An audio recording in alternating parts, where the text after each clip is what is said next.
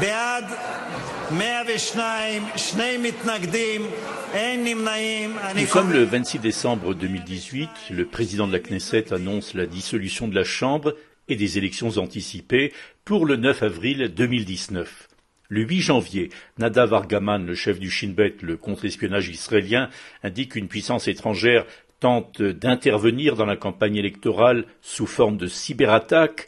La censure militaire israélienne interdit la publication du nom de cette puissance, mais la Russie réagit aussitôt et rejette ces accusations. Réaction quasi immédiate également du Premier ministre israélien. Je peux vous dire une chose. Israël est prêt à contrer toute intervention cybernétique. Nous sommes prêts à faire face à tout scénario. Il n'y a pas de pays mieux préparé que nous. Binyamin Netanyahou affirme aussi que l'Iran attaque quotidiennement Israël sur le front cybernétique. Russie, Chine, Iran et bien d'autres, Israël est une cible privilégiée pour les hackers du monde entier. Yoav Tsroya, partenaire général de l'incubateur de cyber-startup JVP, explication. Nous sommes un pays attaqué de manière disproportionnée par rapport à sa taille. Dans le temps, c'était de manière physique, dans une région hostile.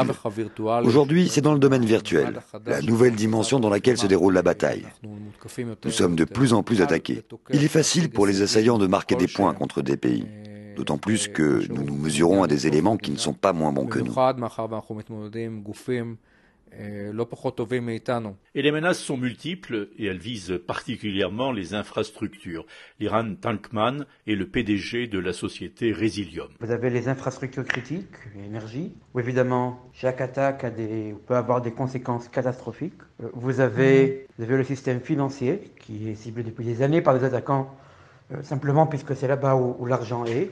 Et deuxièmement, c'est important pour nous comme Israéliens aussi de savoir que la propriété intellectuelle qui est créé ici n'est pas volé par d'autres. La nouveauté, ce sont bien sûr les attaques de bots, des ordinateurs robots, qui peuvent paralyser des réseaux informatiques et notamment répandre de fausses nouvelles.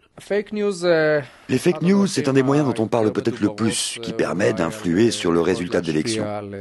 Par exemple, si je peux, en tant qu'assaillant, m'introduire de manière très aisée dans le site d'info numéro 1 du pays et publier un article avec un angle spécial, révéler un scandale de corruption, ou alors relater un attentat terroriste qui n'a pas eu lieu, eh bien je peux agir sur l'état d'esprit de tels ou tels individus et faire en sorte qu'ils votent différemment de ce qu'ils avaient prévu. Et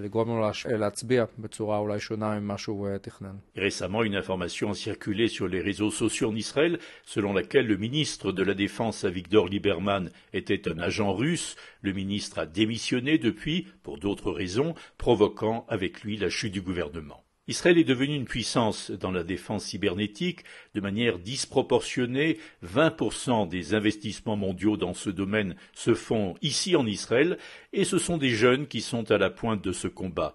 David Segev est le responsable scientifique de Tetarei, un des leaders de la détection des fraudes bancaires à l'aide d'intelligence artificielle. Les Israéliens sont tout d'abord friands de nouvelles technologies. L'intelligence artificielle en est une évidemment, en tout cas dans sa forme actuelle. Et de plus, ils ont la capacité, je crois, et la formation scientifique nécessaire qu'ils ont acquis dans des universités renommées comme le Technion, l'Université hébraïque de Jérusalem ou l'Université de Tel Aviv ou même à l'armée dans les unités technologiques. Donc ils ont la formation scientifique nécessaire à comprendre très vite et à adopter ces nouvelles technologies pour ensuite en proposer de nouvelles. Parce que les Israéliens sont avant tout très imaginatifs.